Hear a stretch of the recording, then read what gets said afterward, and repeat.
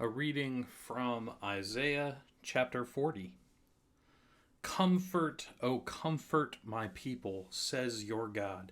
Speak tenderly to Jerusalem and cry to her that she has served her term, that her penalty is paid, that she has received from the Lord's hand double for all her sins.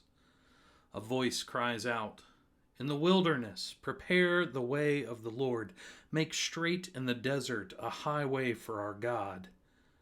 Every valley shall be lifted up, and every mountain and hill be made low. The uneven ground shall become level, and the rough places a plain. Then the glory of the Lord shall be revealed, and all people shall see it together. For the mouth of the Lord has spoken." A voice says, "Cry out." And I said, "What shall I cry?" All people are grass. Their constancy is like the flower of the field. The grass withers, the flower fades, when the breath of the Lord blows upon it.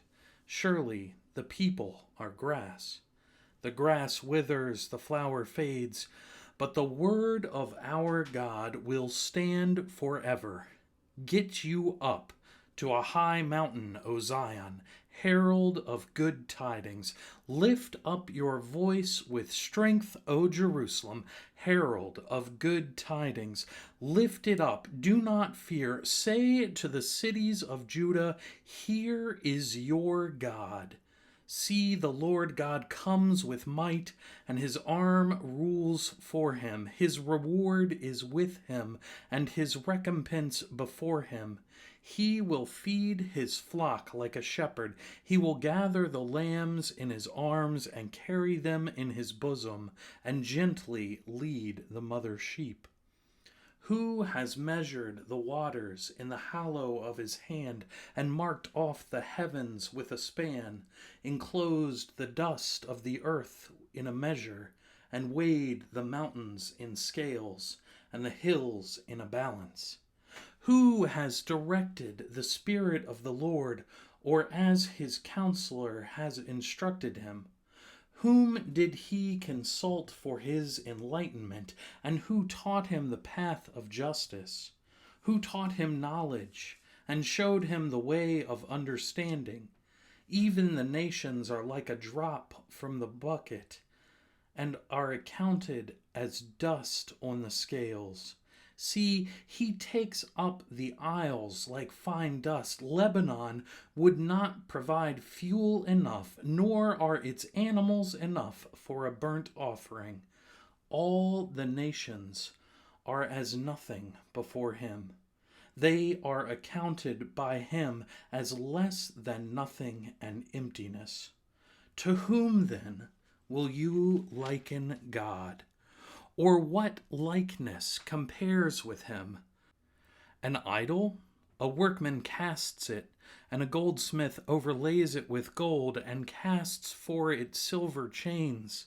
As a gift one chooses mulberry wood, wood that will not rot, then seeks out a skilled artisan to set up an image that will not topple.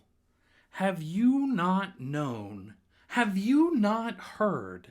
Has it not been told to you from the beginning? Have you not understood from the foundations of the earth?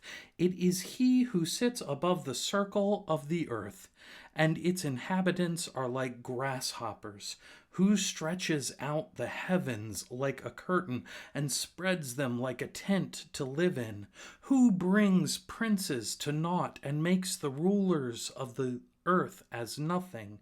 Scarcely are they planted, scarcely sown, scarcely has their stem taken root in the earth, when he blows upon them and they wither, and the tempest carries them off like stubble.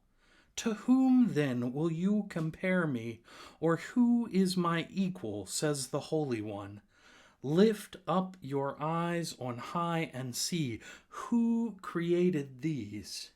He who brings out their host and numbers them, calling them all by name, because he is great in strength, mighty in power, not one is missing.